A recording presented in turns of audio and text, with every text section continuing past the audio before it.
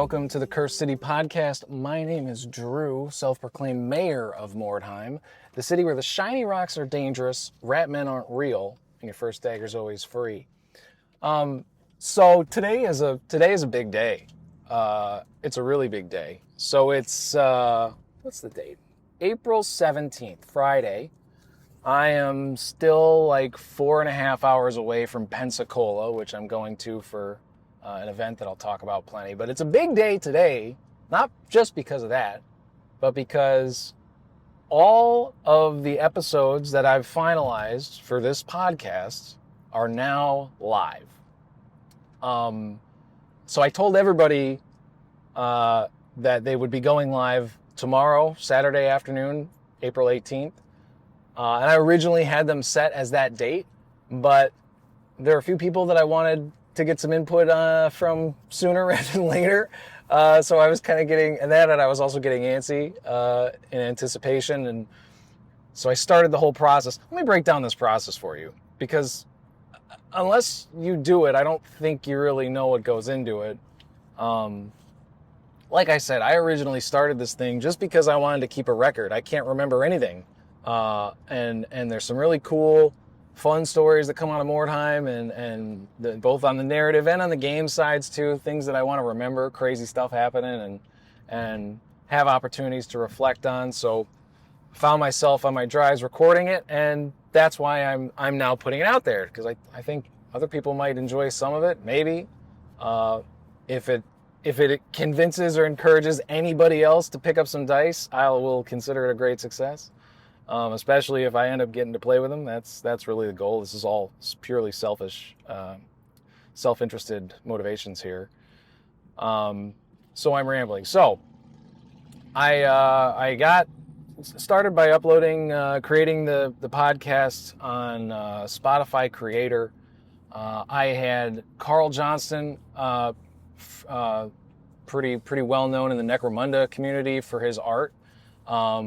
He does all these poster prints for people for their terrain. He does his own terrain. He does painting, not painting minis. He probably does paint minis. Actually, I don't even know.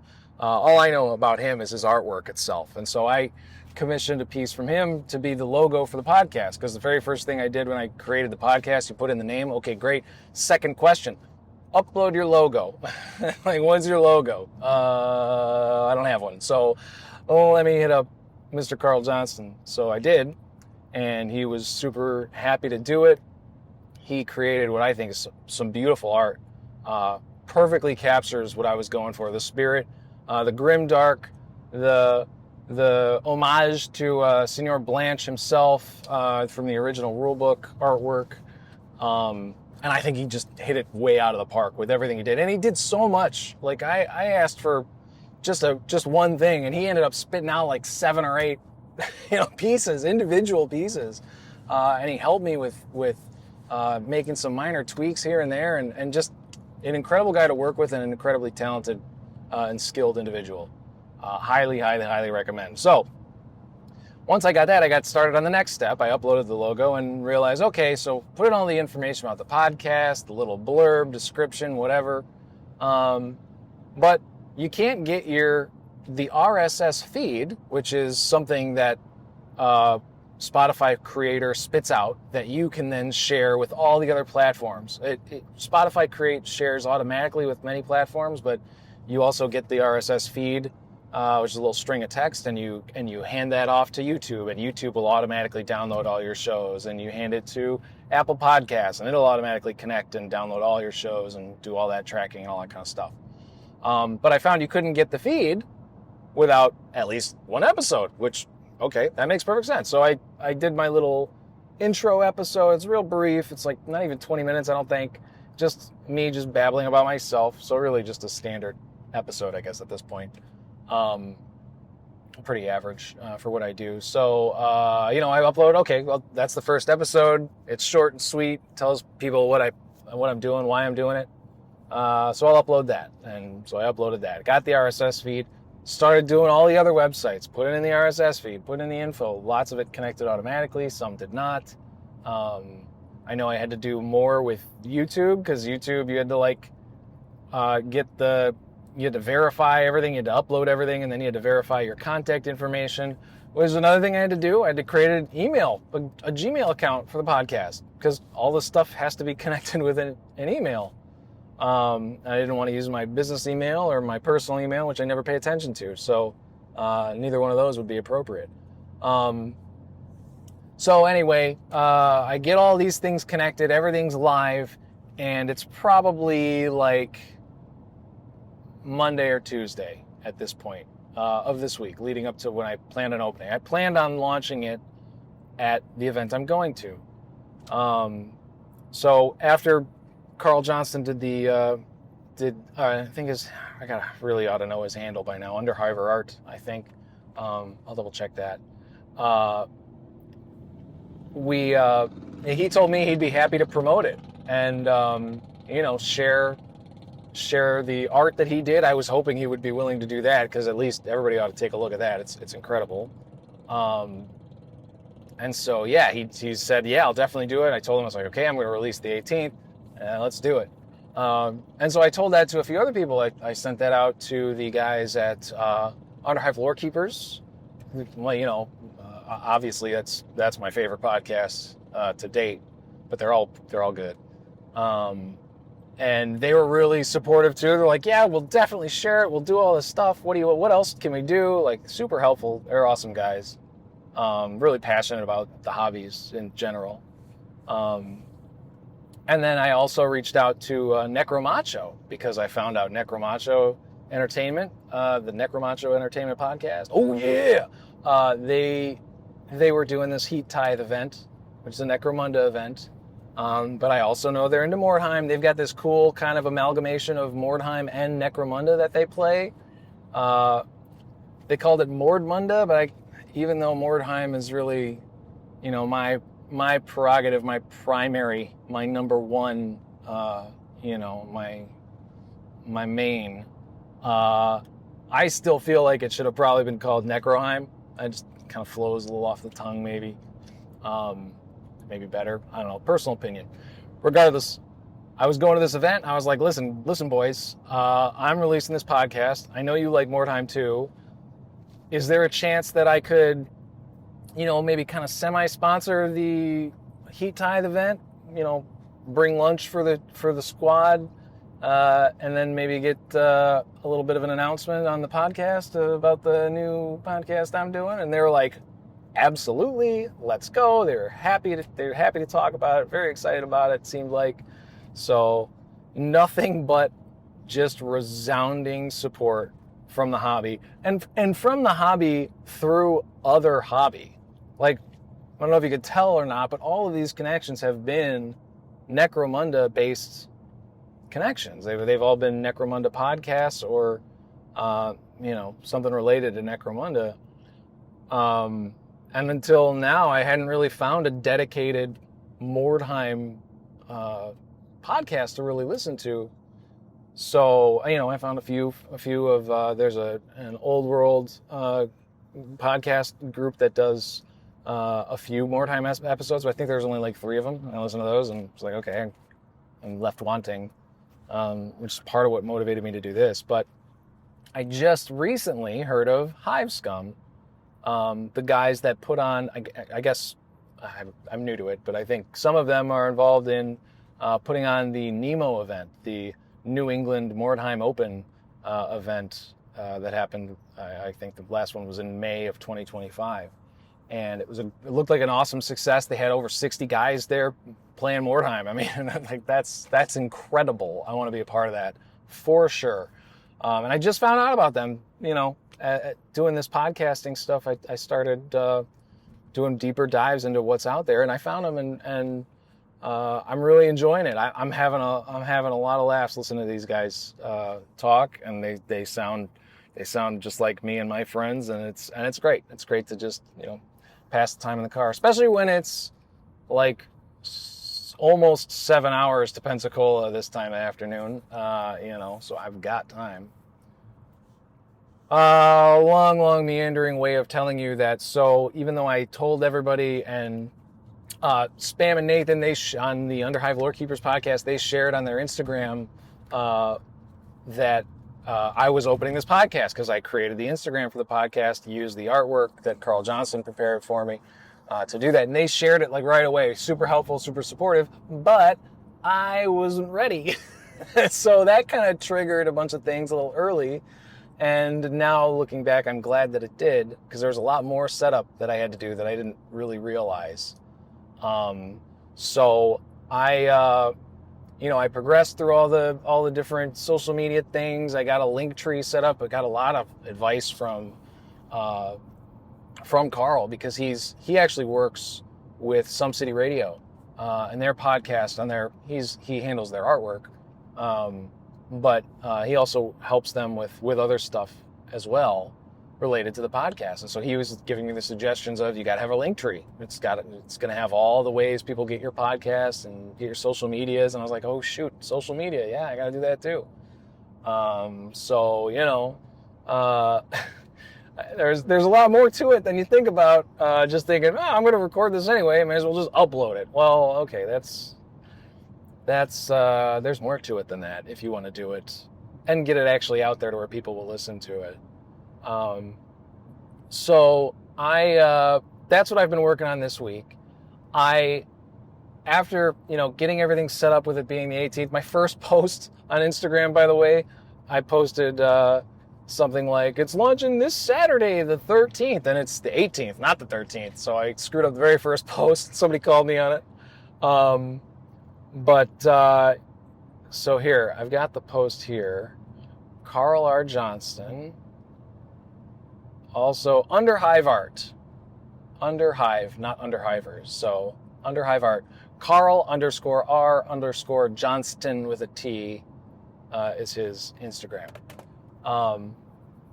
So anyway, I set up all the socials. I got everything scheduled to be uploaded on Saturday afternoon, and people are sharing these posts, and I'm putting a handful of little posts like, hey, getting ready for this Saturday, got my box of terrain out, even though I wasn't bringing it, just little stuff like that, and followed all the main creators I know in the hobby space, and then obviously a ton of people I didn't know, and after about 48 hours, it's got 500 followers already. I don't know how it's possible. It's 490 last I checked.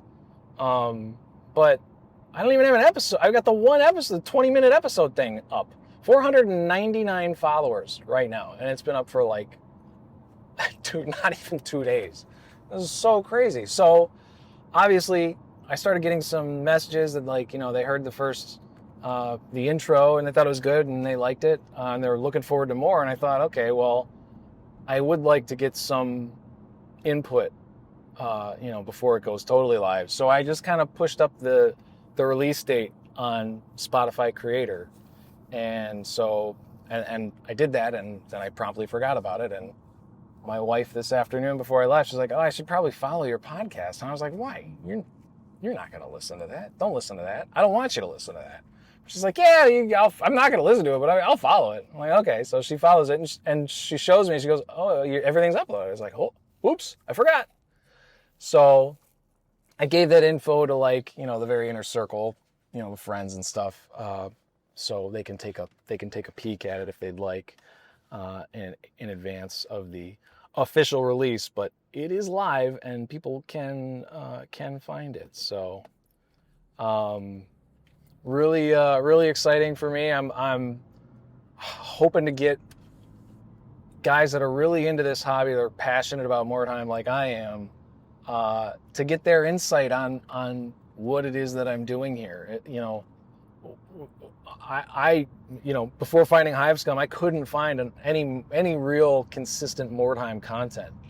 I'm hopeful that by doing this, I will maybe encourage other people to do it. What's on that topic, actually, what's funny is I'm in all the Discords too. And I was in the Underhive Lore Keepers Discord talking about my podcast and about Mordheim in general. And it was just before April, and April 1st rolls around, and the Underhive Lore Keepers do a Mordheim episode, and I my heart filled with joy. I knew it was an April Fool's joke because they've done that in the past. Hilarious, got me. But it was an April Fool's joke, but it was a legit presentation on Mordheim, and it was beefy, and I loved it. And I thought, my God, this is what I am doing. I'm so excited for this, and it shows me that even joke or not, people want to listen to this because they're gonna listen to it. So awesome. So that was really encouraging. And then I got a review from my 6-year-old.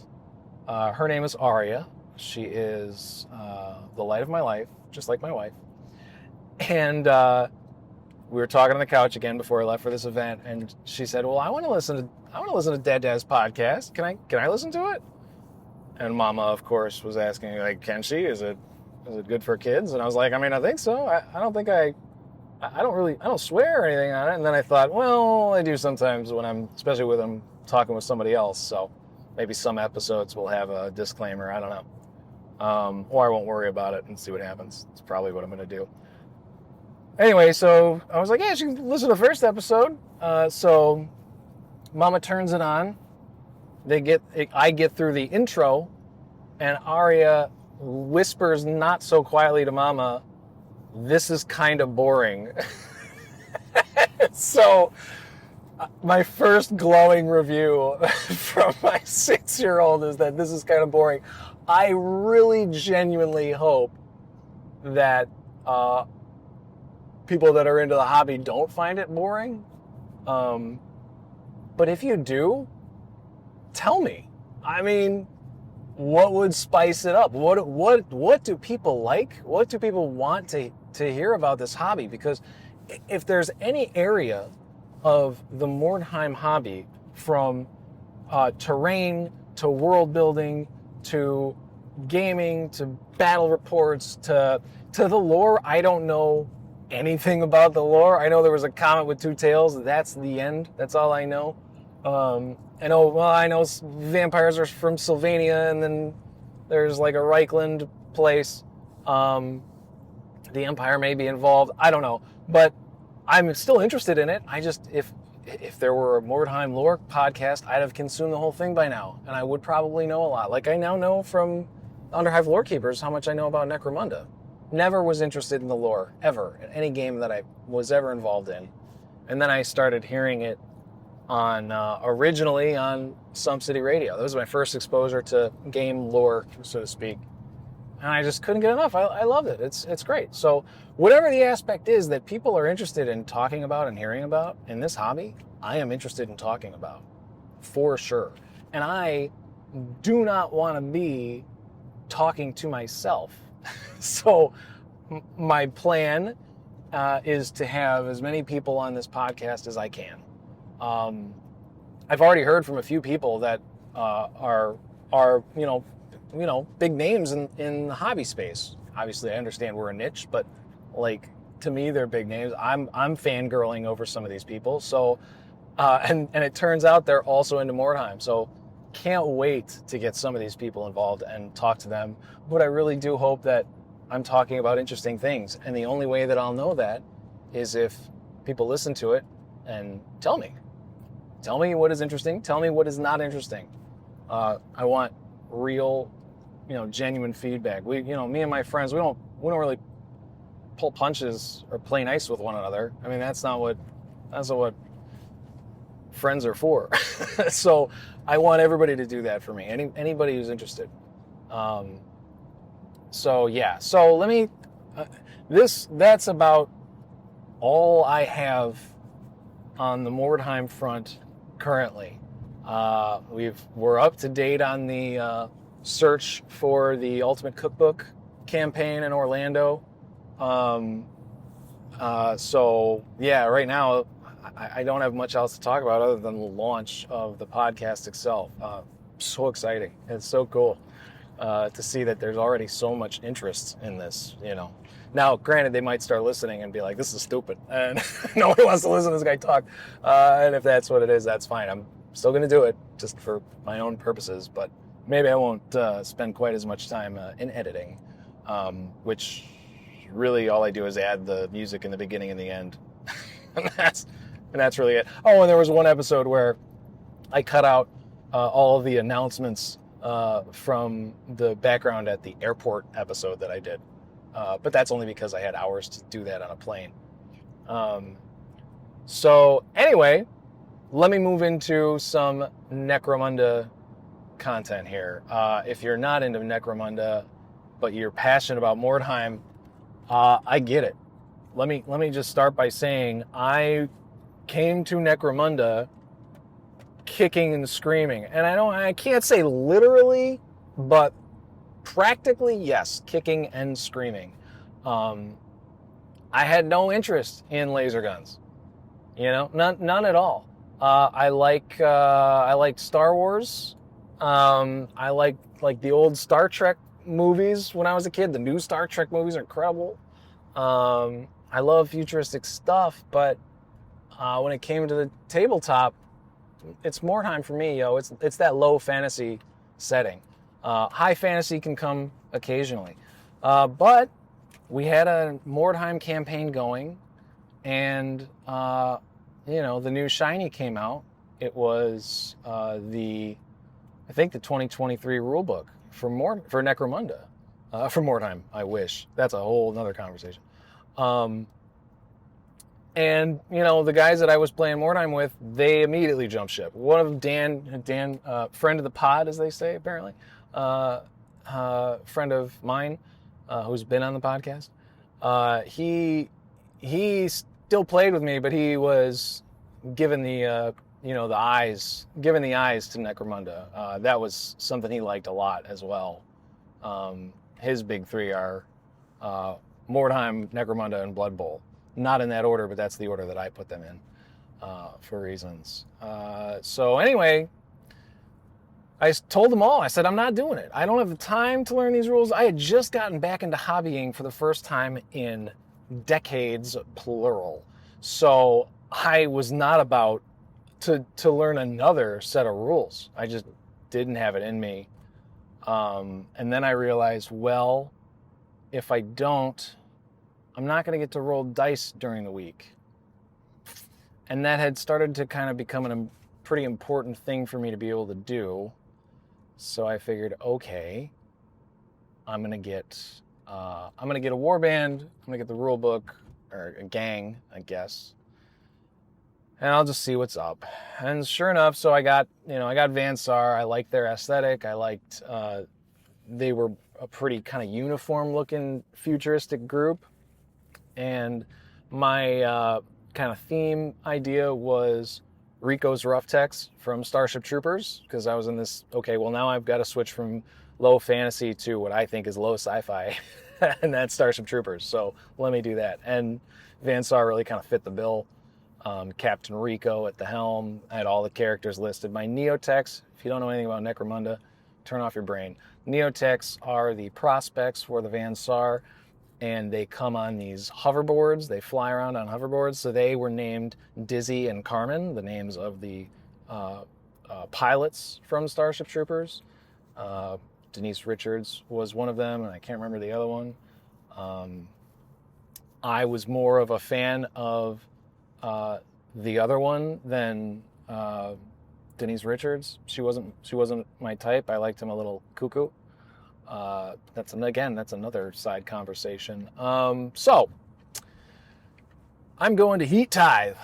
Necromacho Entertainment Podcast presents. Oh yeah.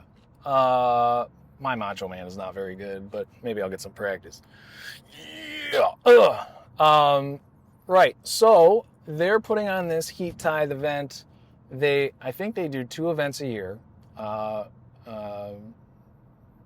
Macho Mania or Necromania and Heat Tithe. So the one that I'm going to, Heat Tithe, I think it's not like a consistently named thing. I think they just do like a theme every spring. They do like a spring event, weekend long event, as many games as you can play in 2 days, which I love. I think that's awesome.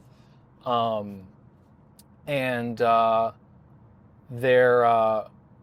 their main event, I I want to say it's during winter, and it's Necromania, and I'm pretty sure they're doing that consistently.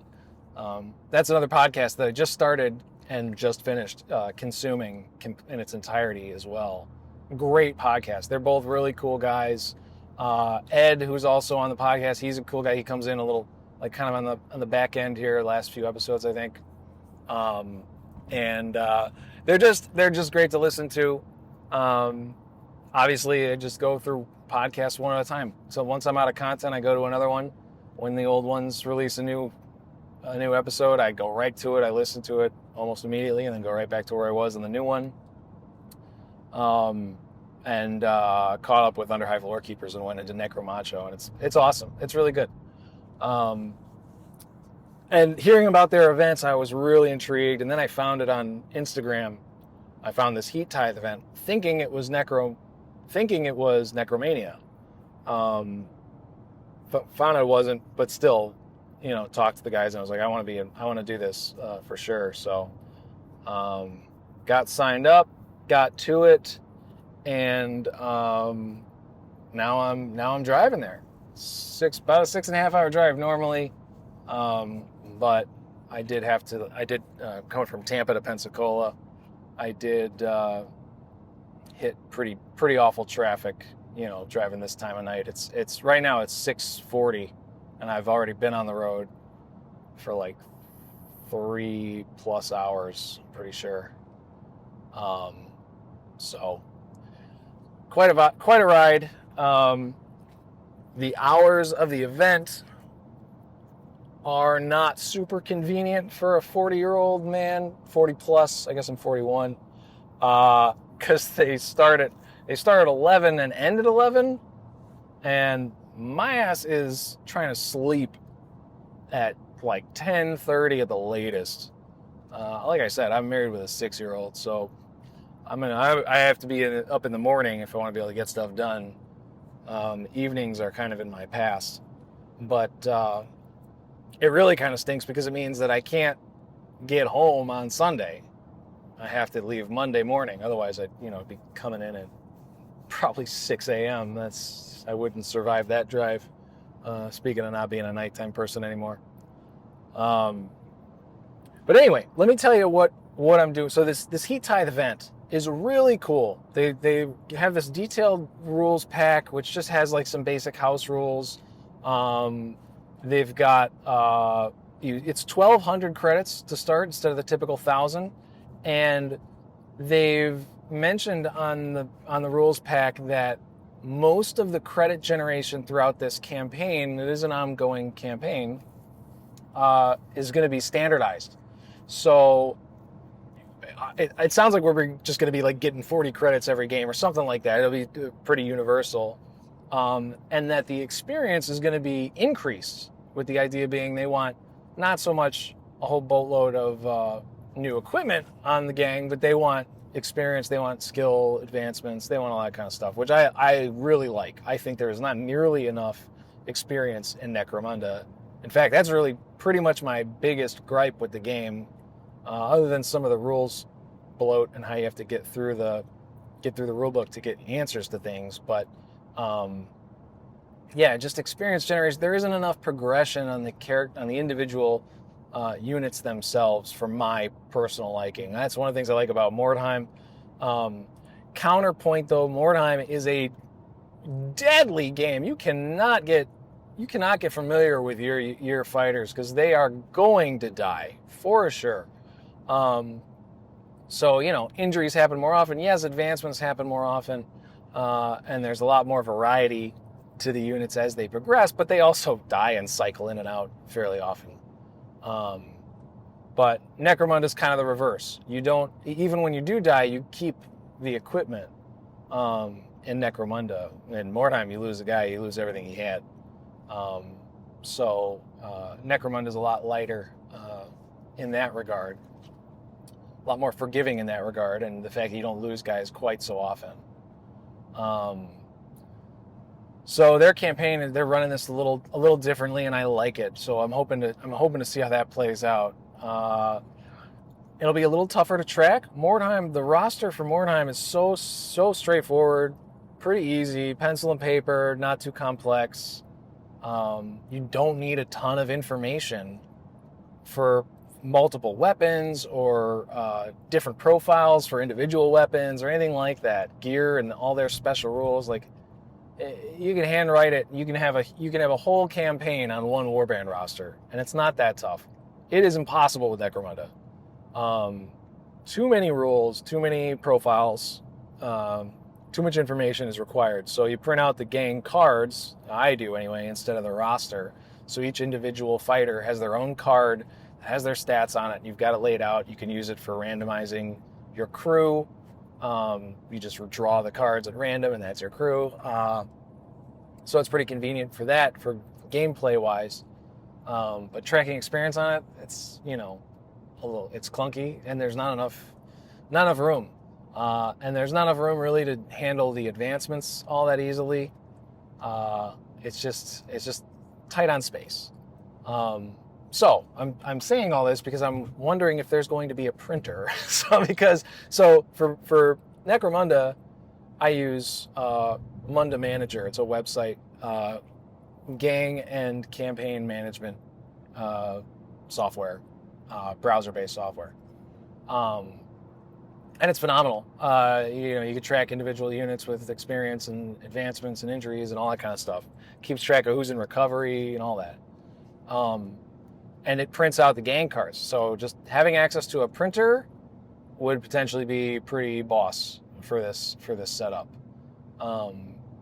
Because then you'd be able to print out your gang cards every time you get, significant changes, and the pencil just won't cut it anymore. So interesting to see how that's going to go. I printed out my gang cards twice, thinking that, I'll fill one up, and then once the experience is all filled up on that one, maybe I'll start a new one, but put the experience on it, and then use the cards for tracking additional experience. I'm not sure how it's going to work, but we'll make it work. I think about it, I should have brought my iPad. That was kind of stupid to not do that. Because then I could have Munda Manager open. Poop. That was silly. G-rated. Anyway, so another cool rule that they've added on. So this Heat Tithe, this narrative is it's dead hot, and they're in Pensacola, and it's getting to be late spring here. Or late spring. I guess it's early spring technically. It's hot. It's Florida, It's hot. So what they've done is they've made this rule that for every point of armor save that a unit has, they have a -1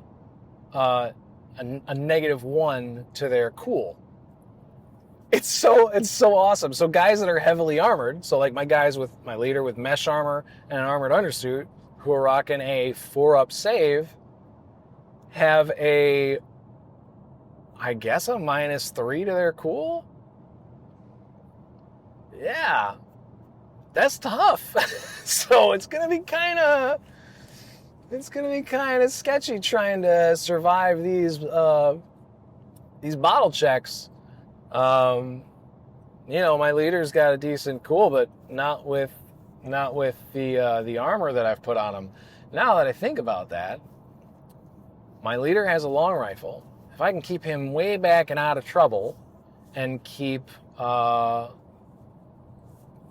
put his armor, or sell it, or put it on maybe my specialist or somebody who doesn't have armor. I think my specialist has some.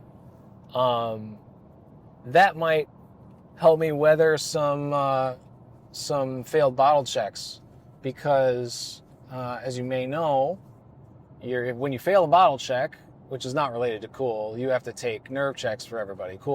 Individual bottle tests against their cool. And if you do it on a leader, and the leader passes, everybody within 12 inches automatically passes theirs. Champions at 6 inches.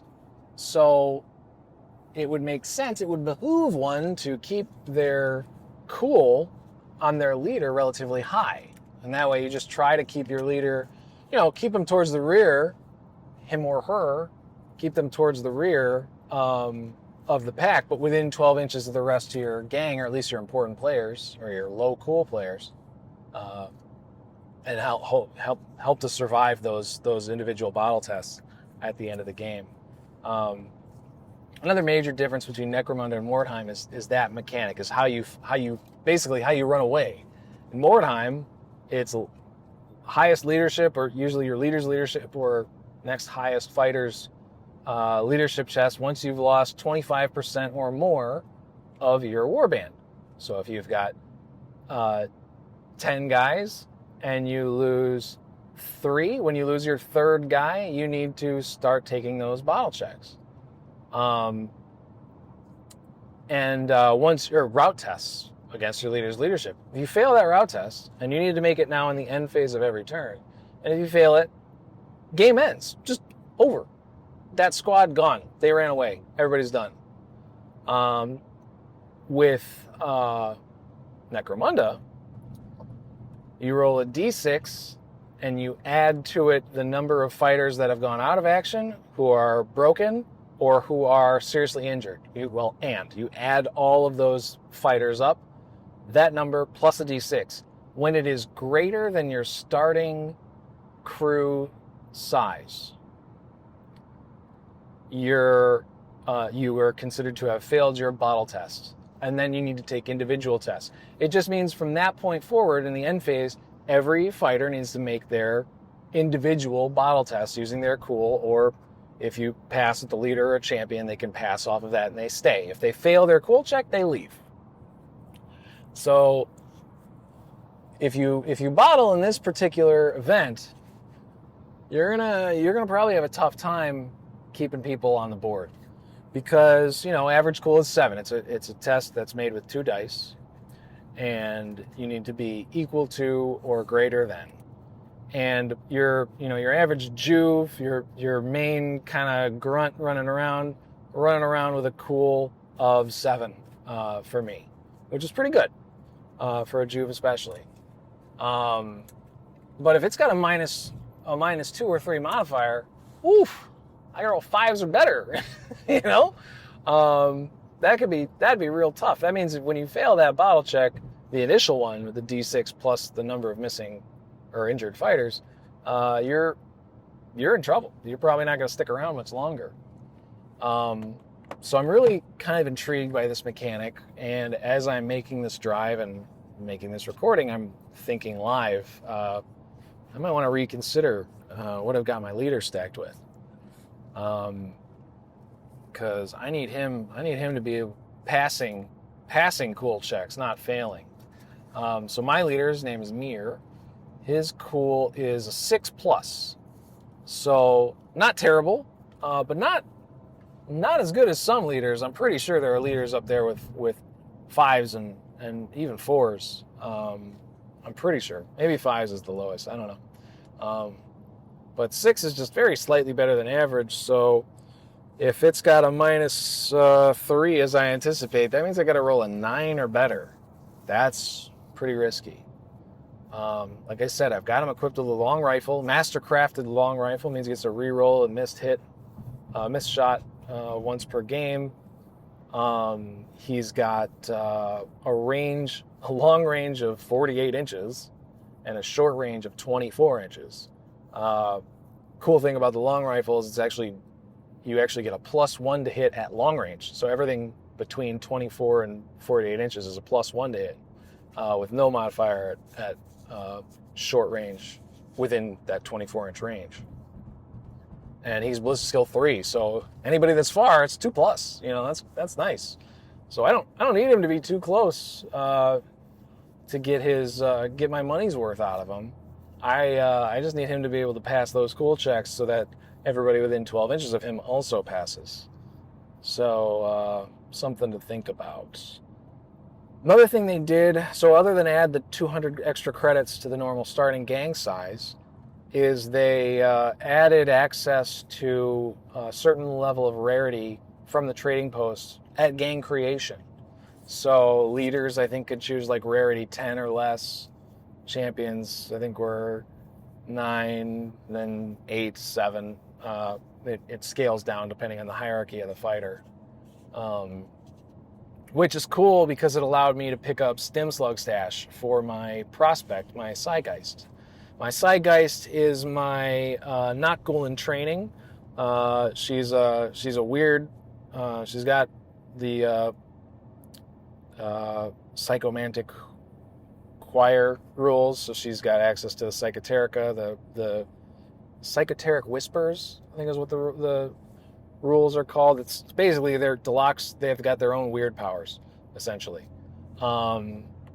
So she's also got Psychomancer's Harness, which gives her +2 to her movement. Her movement is 6. She's a prospect, so she has 8 movement with this piece of equipment. And it's basically Dr. Octopus arms. They're big claws at the end of robotic arms.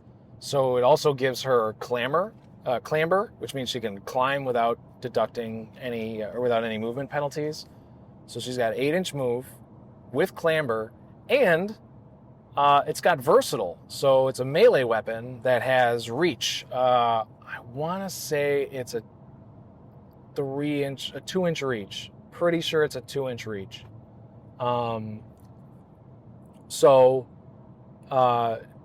She's got a decent number of attacks. The Psychomancer's Harness comes with, they're called Psychomantic Claws.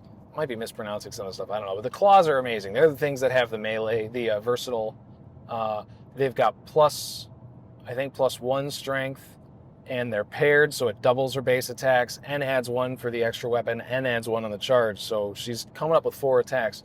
But her weapon skill is only a 4+. So if she has a straight shot, she's got range and she's got the versatile bit. So she's a long-range threat in melee combat, and she can stay in that versatile range to kind of protect herself, which is nice. She hits, strength 4 is good. And the best part is it's got the keyword of phase. The weapon is phase, which means there's no armor saves. It goes through armor, which is huge. Plus it also has, I want to say, power as another keyword. Yeah, I'm pretty sure it's power because the Serpent's Fangs on the Not Ghoul have rending. Pretty sure the Psychomantic Claws have power. I might be wrong about that, but I don't know. I could try to look. Anyway, she's potentially dangerous, but she's super soft. Toughness 3, 1 wound. It is versatile 3, not 2. It is 3 inches. So with an 8-inch move, 3-inch versatile, that means she has an 11-inch threat plus D3 inches when she charges. So, that's great. That's a minimum 12-inch threat range on the charge, without being vulnerable in return. It is strength +1, and it does have phase, but the keyword is shock. So not power. Power, I think, is better. Shock is good, though, because when you roll a 6 to hit, or a 6 to wound with shock, I think it does an extra damage, maybe? I don't remember. Doesn't matter. It's a badass weapon. She's scary. I really like her for her weird powers. The Psychoteric Whispers are such a cool thematic element. They suck rules-wise, but they're thematic, and I like it a lot. And I've got her with a power that it's very short. It's only 3-inch range, but it can be boosted if she has friendly models near her. You can boost the range and also the intelligence check. So you make an opponent make an intelligence check, and if they fail it, they are insane. And insane is awesome. It gives you a chance to control your opponent's units, which is obviously hugely powerful. It's fun, but it's really hard to get off. She has an 8 up willpower, so on 2d6 she has to roll an 8 or higher to get this weird power to work. That's awful. To have a weird with an 8-up willpower is pretty silly. There are lots of gangers. I feel like there are gangers out there that don't have weird powers that have better willpower than that. But it is what it is. Willpower is one of the cheapest upgrades, though. And this Heat Tithe event is going to have additional experience. So my prospect potentially can get multiple willpower enhancements pretty early. So my goal with her is to get her some easy kills, get her to attack a Juve that's maybe out of position or something, or, maybe get some coup de grace. It's hard. I feel like every game I've used her, she just runs forward, attacks somebody, they survive, and she dies immediately. She does not do very well. She's super, super fast, and my MO is everybody that's super fast is fast because they want to go fast. So I allow that. I empower them. I want them to be themselves. I want them to be their best selves. And for me, Saigai's best self is scrambling up the walls straight forward as fast as she possibly can to try to blend somebody before she gets killed. And that's probably what's going to end up happening every game of Heat Tithe. Let me just kind of briefly go through my starting list a little bit. So as I mentioned, I've got my leader with the long rifle and the master-crafted long rifle. And I gave him Infiltrate. I just realized I did not give him any armor. So that's good. So that was my plan all along, was to keep him in the back. That's why I gave him Infiltrate. So he can hopefully infiltrate into some high position on the board somewhere and just pop shots off at people. Another special rule for this event, which I really like, is all of your starting skills have to be unique. You cannot give two fighters the same starting skill. I think that's awesome. I really like that rule. So I gave him Infiltrate. My Phantom, who's my champion, his name is Zerk. I'm gonna be mean with him. I gave him a web pistol. Strength 4, it's got the template, like the flamethrower template, and it just webs people. If there's no armor involved, you decide if they're wounded, they are webbed, and if they're webbed, they can be coup de grace, or they can be captured more easily. Speaking of captured, the Phantom has access to the special skills for the Deloc from the obfuscation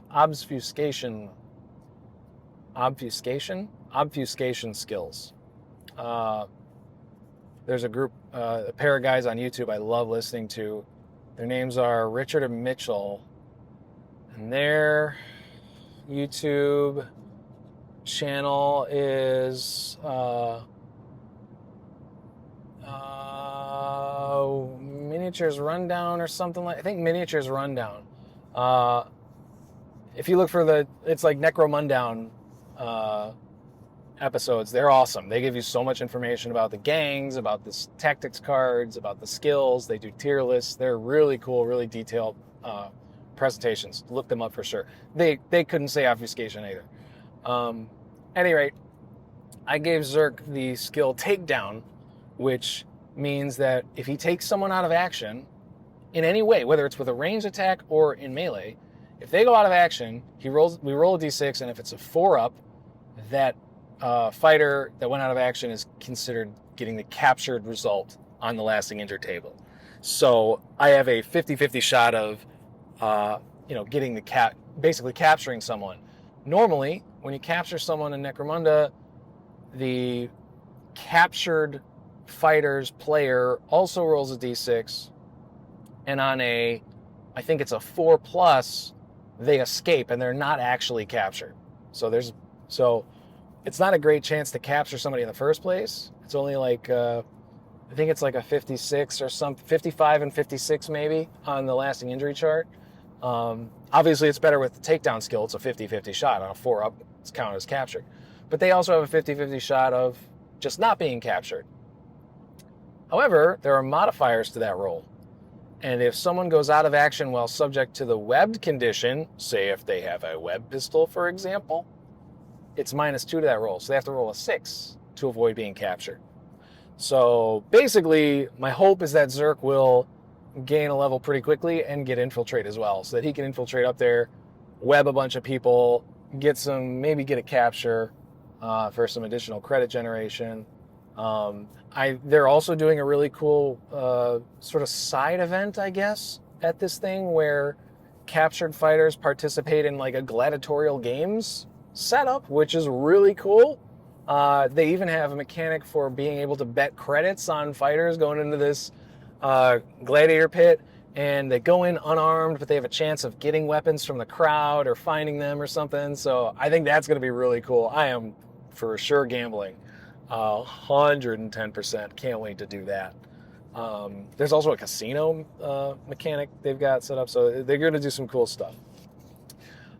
Next up, my buddy Rip. Now, Rip is a Not Ghoul. Not Ghouls are the most unfair units in the game. They have a move of 6, weapon skill 2, strength 4, 2 attacks, 2 wounds, initiative 2 up. That's all you need to know. Their cool is a 6 up, I think. I can't really read that. But I gave Rip Serpent's Fangs and Throwing Knives. Serpent's Fangs are melee weapons. They're paired, strength +2, with the phase and rending characteristics. So, with weapons, let's do the math here. With weapon skill 2, they're hitting on 2s. They have 2 base attacks, but I told you these Serpent's Fangs are paired, so that means they have 4 attacks. But really, they have 5 attacks because you have an extra weapon. And then when they charge, they have 6 attacks. So they have 6 attacks, which hit on 2s. I mentioned they have strength 4.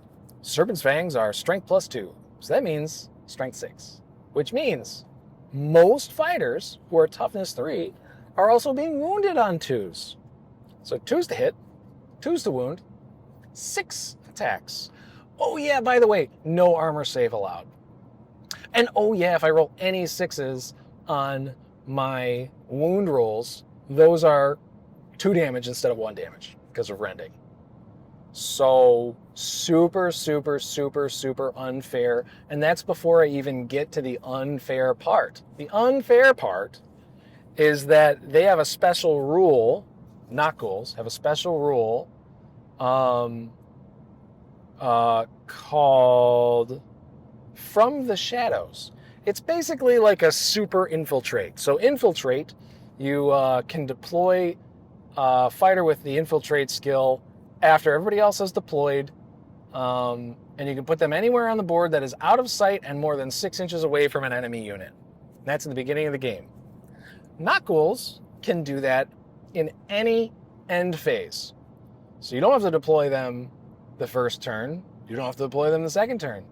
My Not Ghouls tend to pop up in turn 3 when my enemy has forgotten all about them, or they have finally started to get to a point where they're facing my main crew, and they're literally facing them, which means all of the area behind them is free real estate for Not Ghouls, because it can't be in line of sight. Facing in Necromunda is important because where you're facing, you have a 45-degree vision arc. Mordheim is not that way, obviously. Mordheim is 360 vision. You see wherever you can see.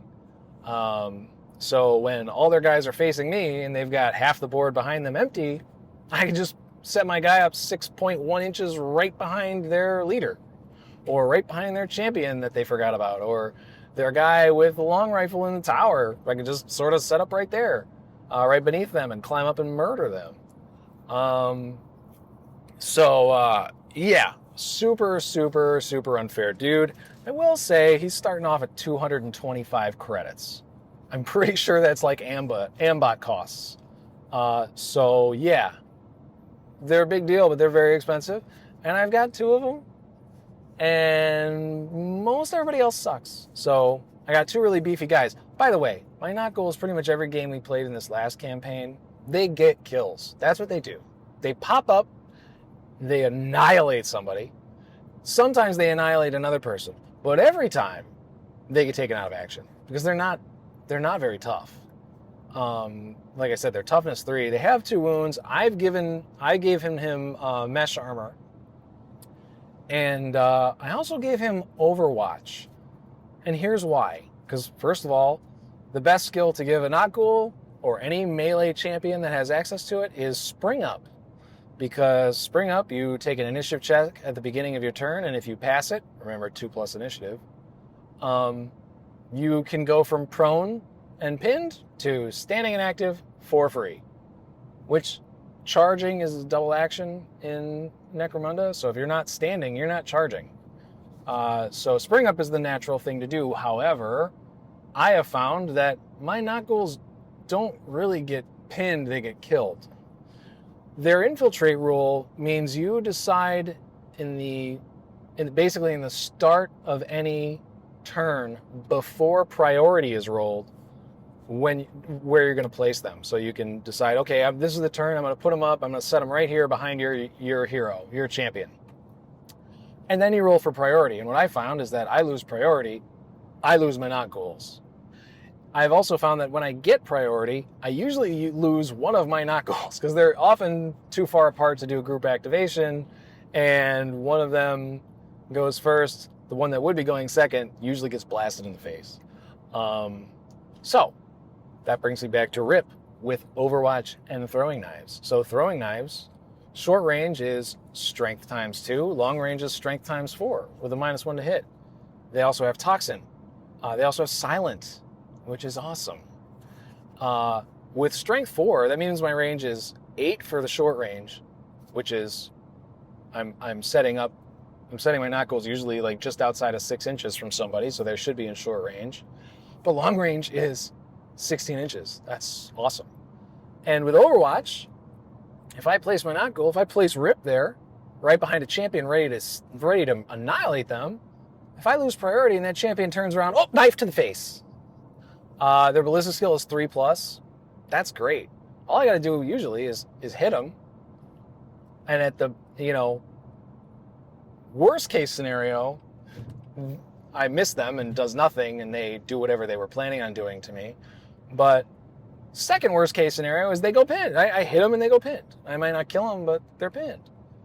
So they can't charge me. They can stand up and shoot me, and they're usually in short range of whatever they've got, and that usually is all they need. But the hope here is that an Overwatch throwing knife with Toxin, potentially, if Rip gets jumped, he has a chance of avoiding it entirely, which is great. Because if they go pinned, it also ends their activation. So then it's my turn again, and well, that knock ghoul can't go. The guy that he was gonna kill, who was gonna kill him, they're both done for this turn. So awesome. That brings me to my next knock ghoul, whose name is Tear. Rip and Tear. Tear is very much the same, except Tear has an armored undersuit to go with that mesh armor. So better save, worse cool in this game. But I also gave him Spring Up. So he has Serpent's Fangs only, no throwing knives, and Spring Up. The object being, obviously, when my knock ghouls get placed, if I can't group activate them, Tear's going to go first, and Rip is going to hope Overwatch works. But otherwise, they're the same. They're 6 attacks, hitting on 2s, probably wounding on 2s, no armor save permitted. Yeah, brutal. That's automatic death for most guys. They just delete guys. Toughness 3 especially, because I can roll all flesh wounds. If I get half the number of wounds, if I get 3 wounds, you're gonna die. You get 3 flesh wounds, you die. If you have toughness 3, the end. Next unit is Gale. She is my Psygeist, my wannabe knock ghoul. Miniatures rundown guys, I think, call it a baby knock ghoul, which I like. I already kind of talked about her. She's a threat, but she is paper soft. I don't expect much from her, but with this format of the easier experience, I'm hoping that I get to use her weird power a little more. It's called Terrible Truths, and it's I believe it's a basic action, so I can only do it once, but once that willpower comes down, I should be able to pass that and make some people go insane, which can be a lot of fun. Talking a little bit more about the Psychoteric Whispers, they get what's called the Psychoteric Choir special rule. So when another friendly fighter is within 1 inch of the weird, of Gale, the range of the weird power is extended by 1 inch, and any intelligence check that the opponent has to make suffers a -1 modifier, and you can do that with up to 3 friendly fighters. So I have, conveniently, 3 Jews. Those 3 Jews run with Gale. They move up first, and Gale tries to stay with them if she wants a hope of getting this weird power to work. And it can work because it requires an intelligence check, which, most people have decent intelligence, at least average. But if I've got 3 Jews next to her, it's a -3. That's big. That's tough. You gotta roll 5s or at least a 9 up usually to topple that, to beat that test. And if you fail, you go insane, which means I might get to use that guy instead of you. That's a big deal.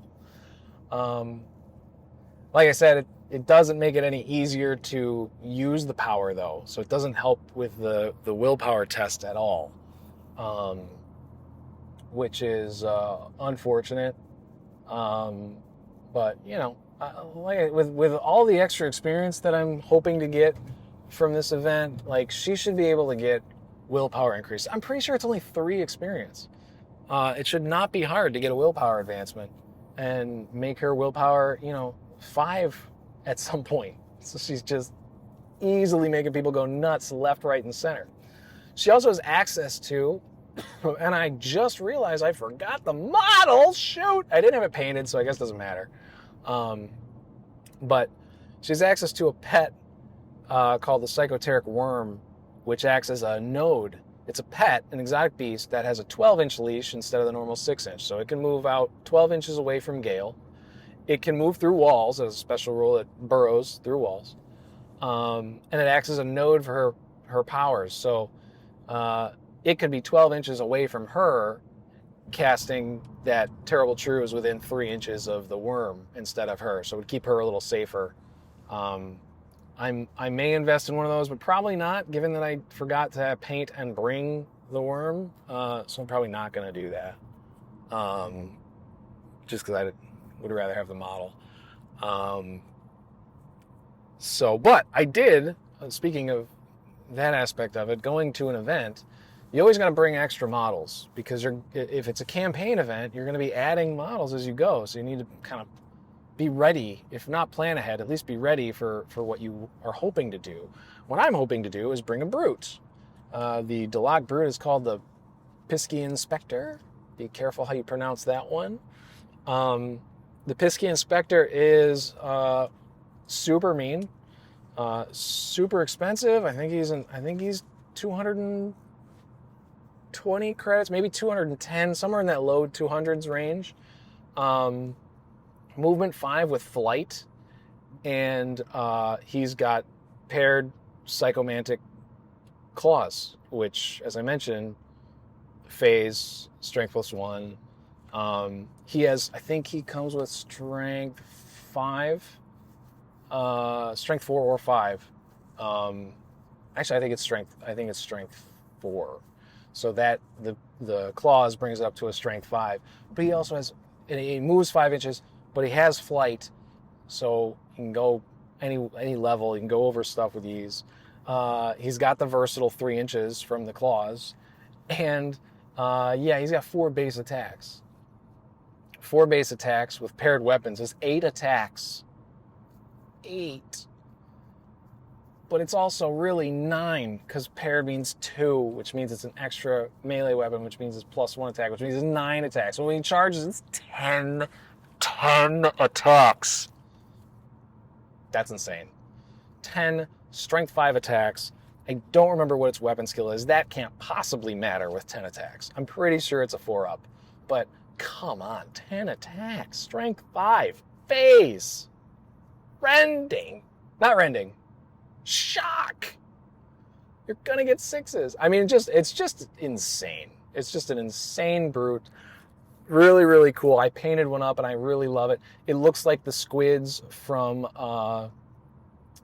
the Matrix movies, the big armored squids, and it's flying around. It's got this big base. I love that thing. I think it's so cool.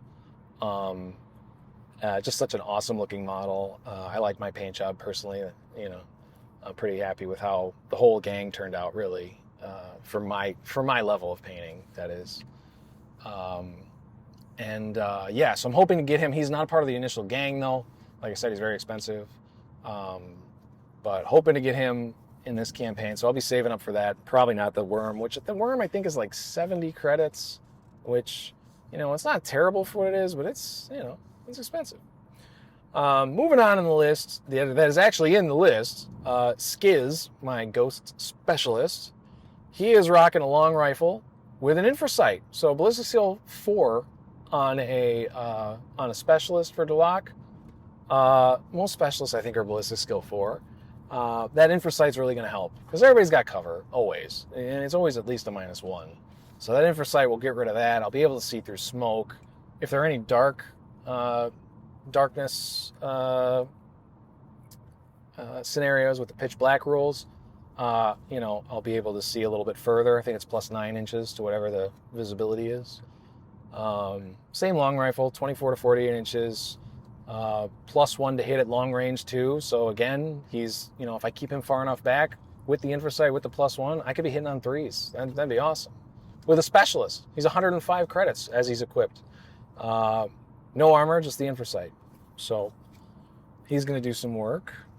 And then I've got my 3 Jews, Delaney, Lester, and Septa. And they've all got stub guns. Delac get cheap auto guns. They're only 5 credits. And 5 credits for an auto gun is a tremendous deal. I know that it's the more effective option, even though they have terrible ballistic skill. Their ballistic skill is a 5+. They're a Juve. So the stub gun to me is the preferred choice because of the +2 to hit at short range with 6 inches. So you just run them up, which you're doing anyway, because you want to keep them as close to Gale as they can be. Only chance of hitting somebody's in close range, so +2 to hit. That'll do me. And cheap 5 credit auto guns probably better mathematically because rapid fire on an auto pistol can get you a couple extra hits here and there. So it's probably the better meta choice for the price point. But I just think the stub guns I like the stub guns better. I like the accuracy boost, and I just like them. Yeah. If I could have afforded it, I would have given them all Flechette pistols because I think that's a really cool thematic weapon. It's just very expensive. Flechette is basically a silent auto gun with, I think, toxin. I think I think it's multi-profile weapon has toxin. I don't know. I don't have any. They're too expensive. The last addition to my starting crew is a Whisper Merchant.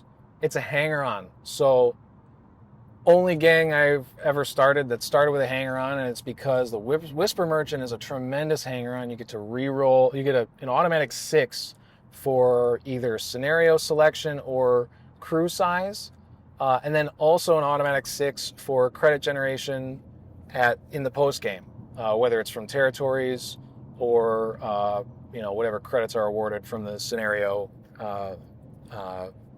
rewards section. You can only do it 6 times. Once you do it 6 times, you have to pay the hiring fee again, the 60 credits again. Delac get these things for 30 credits. They're good with whispers. They sell information. They're information brokers on Necromunda. I know that from the Underhive Lore Keepers. So they are, I think they're really cool. That said, the Heat Tithe rules pack explicitly said hangers-on, like Whisper Merchants, aren't a great idea because everything is pretty much standardized when it comes to like credits and rewards and so on. I understand that, but I really lean into the whispery theme, the information rumor monger theme. In fact, my Whisper Merchant's name is Rumor. And so I just don't feel right not starting with one. And I'm sure there will at some point be a scenario with, the crew size, randomized crew size. And it'll help me with that. It costs 30 credits, not that expensive, especially if we get 200 extra credits in this campaign. So, I figured it wasn't a big deal to start with them, even though I won't be really getting the full the full benefit, so to speak. But that's fine. I don't think I need it.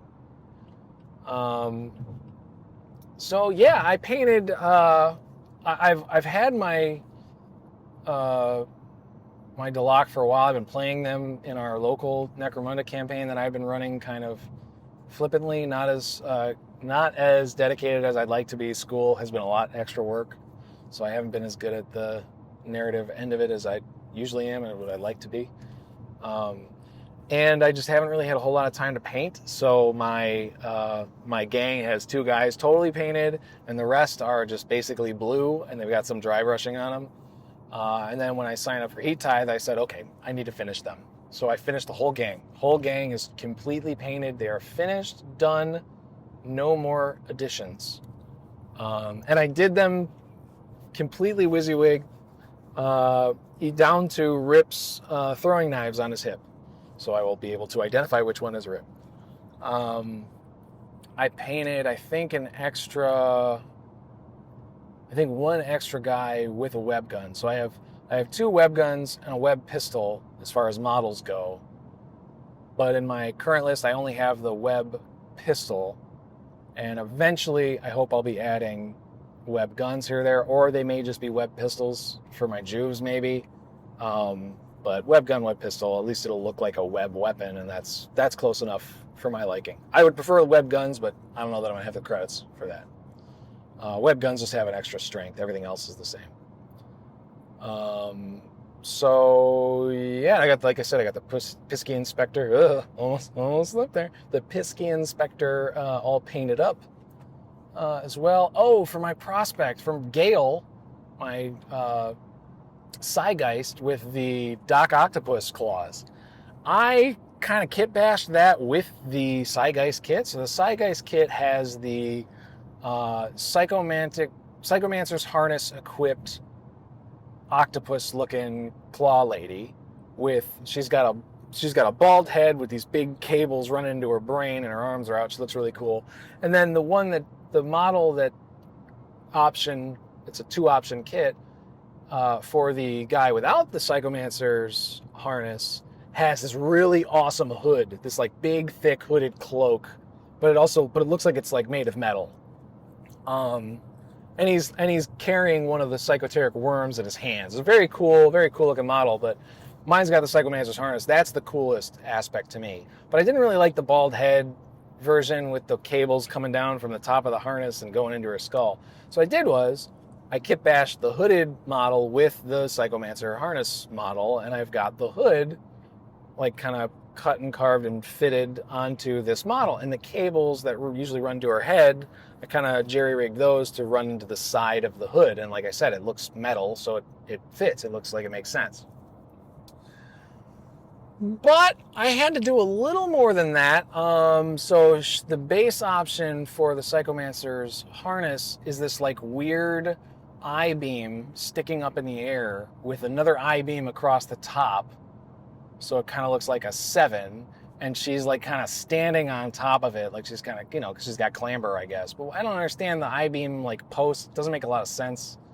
So I got rid of that, and instead I used a piece of copper wire from the conduit wire for electrical wire for housing. I can't remember what it's called. It's the 3-wire. It's got a ground, hot, neutral. You probably know what I'm talking about. But anyway, it's got the right gauge to where when you straighten it out and cut it, it's stiff. It'll hold up a model with ease. And it takes black primer very well. So, and plus it looks way better than those clear plastic flight bases. So instead of the clear plastic flight base for the Pisky Inspector, I also have a black painted copper cable, basically. And it looks great. It just disappears, especially with the grimdark paint style and everything. It just vanishes. You don't see it. It just looks like a floating model. So I did that for the Psygeist as well. And she is floating over a Van Sar corpse. It was a Neotech, so it's got its mouth open, so it really looks like it's a corpse, painted really pale, as Van Sar should be. And it's cut in half at the waist, and one of his arms is cut in half. And I painted it to look like it was basically sliced and immediately cauterized, like the Psychomancer's or psychomantic claws because they have phase, they just like immediately cauterize the body as they slice parts off of it. So it looks pretty cool. But then I also put a micro LED in the hood. So I painted the Saigeist head first, which all my Deluxe have the really kind of like beige, slightly green hued, pale skin with gloss varnish on top of it, so they look kind of like wet. And I did the gloss varnish on their hands, their skin, any exposed skin. So I painted her head first before putting the hood on with the LED in it, with the glowing, and they all have glowing green eyes with the fluoro green paint.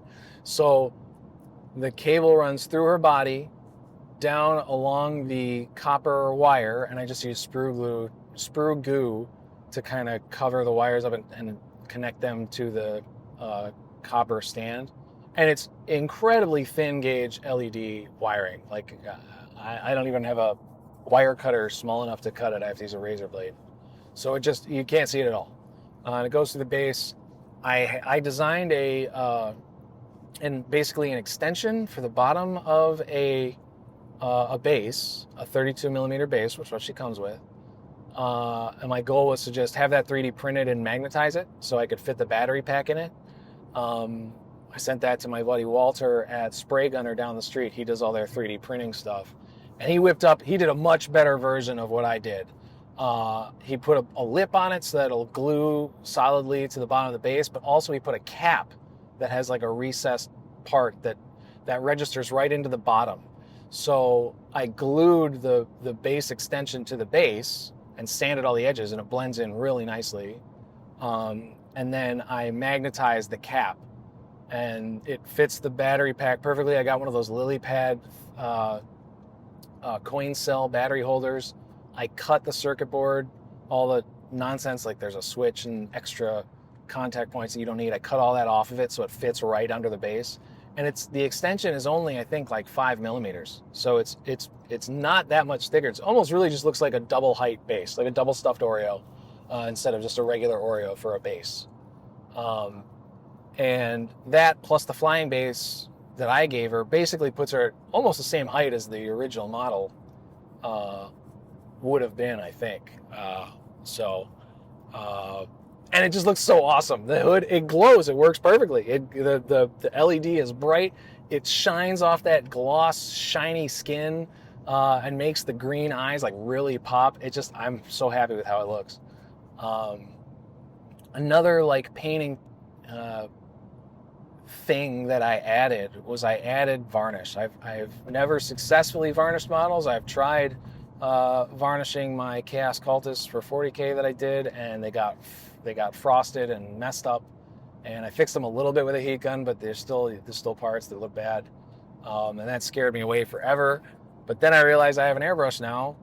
You can airbrush that paint, and there's no chance of it getting frosty. And Lily from the Orlando Mordheim group suggested AK's Ultra Matte. Man, this stuff makes these models look so good. When I'm trying to photograph with the ring light, the regular paint that's on them, it's pretty matte. I mean, I use the Pro Acryl paint. It's pretty matte, but there's still reflections. You still see the light bouncing off of it. This matte, you can shine the brightest light you've got on it, and it just looks beautiful. It just diffuses any and all light. The colors really, really pop, and it just looks so much better. I feel like it took something that I painted that for my skill level was like the best. I feel like pretty high for what I could do. I wasn't like really close to my limits, but I was probably hitting like an 8.5 out of 10 for like how I think I can do. Whatever level that is generally is not that high, but adding this matte varnish, like it made them go off the scale. Like they just look so much better with the matte varnish on them. It's incredible. But on top of that, it really makes the glossy parts pop even more. So they look wet. So I'm really happy with how they look, and I'm excited to have some good gaming this weekend. We start rolling dice at 11 a.m. Don't stop till 11 p.m. I'm hoping to get on the Necromacho Entertainment Podcast. Oh yeah, to plug the Curse City podcast. I'm really hoping I get some time with them to talk about their Mordmunda. I'm really curious what they did. I have my own ideas for combining the rules for both that I think are interesting, but that's like maybe when I retire I'll have time to investigate something like that. For now, the regular rules are fine.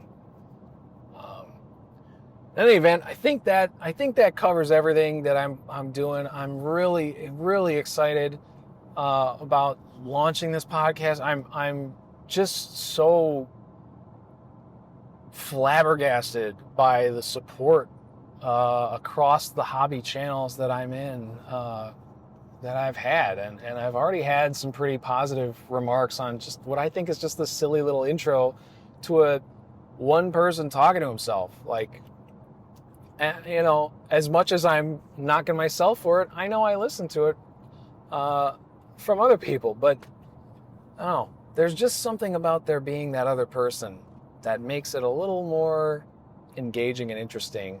Maybe it's immersive. Maybe it makes it more immersive, and that's why I prefer it. So 100%, when I'm talking to other people, I think people are going to enjoy it. I am not sold that people are going to enjoy something like this, which is just me talking for an hour and 22 minutes. Man, listen, time flies when you're talking about gaming and you're on a 6.5, 7-hour car ride. So I can guarantee that my next bit of correspondence will be on the 6.5-hour drive home. So I'm probably going to be talking about Necromunda as well. I will make sure to appropriately tag these episodes. This Heat Tithe Necromacho Entertainment Podcast presents Heat Tithe. Oh yeah! This little series will be appropriately designated as warning: heavy Necromunda content incoming. I was really hoping my buddy Ryan was going to be able to make it too. He ended up having to work. He had a whole bunch of stuff go on personally. So, hoping for the best for everything he's going through. Sorry he's not coming, but, next time. Dan couldn't make it. He would have loved to come, but, he's got a baby and he's moving, so he's got all kinds of valid excuses. Not many people can just, I'm really lucky, not many people can just drop everything and just leave for 4 days. Well, I guess 3.5-ish days. I'm blessed that I've got a really supportive wife. She's taking care of kiddo.